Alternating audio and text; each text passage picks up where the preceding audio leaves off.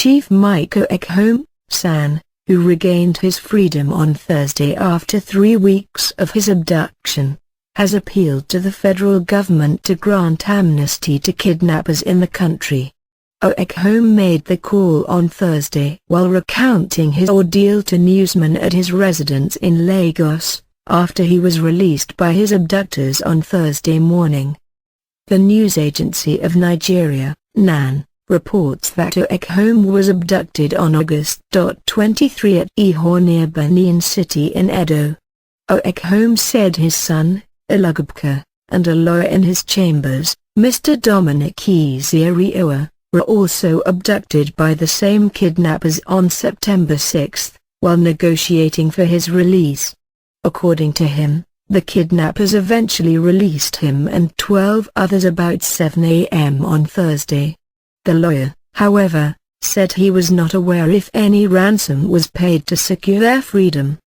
He said the security situation in the country was a national calamity which demanded urgent attention. Ozekhome described his abductors as angry and desperate well-read graduates who had a network of cells across the country. He said during his interactions with them, they told him that they were pushed into kidnapping due to unemployment and poverty. The human rights lawyer said he fell sick twice during his 3-week ordeal, adding that his abductors brought a doctor who treated him for malaria and typhoid.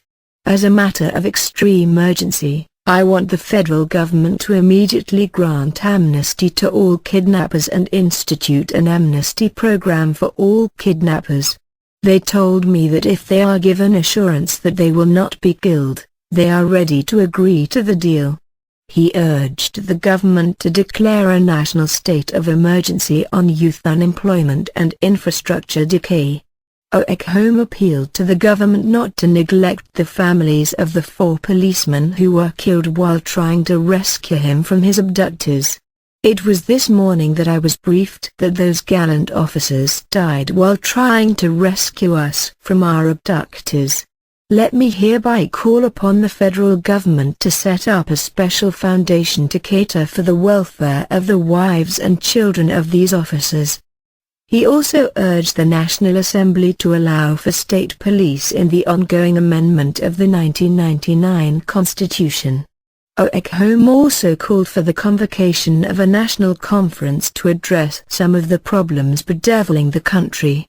As Nigerians, we need to sit down and renegotiate our existence as a country. We need to practice true federalism. We need to retool Nigeria.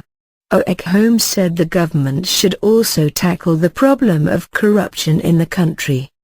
The human rights activist, while thanking Nigerians for their concern during his ordeal, debunked insinuations that his abduction was politically motivated. We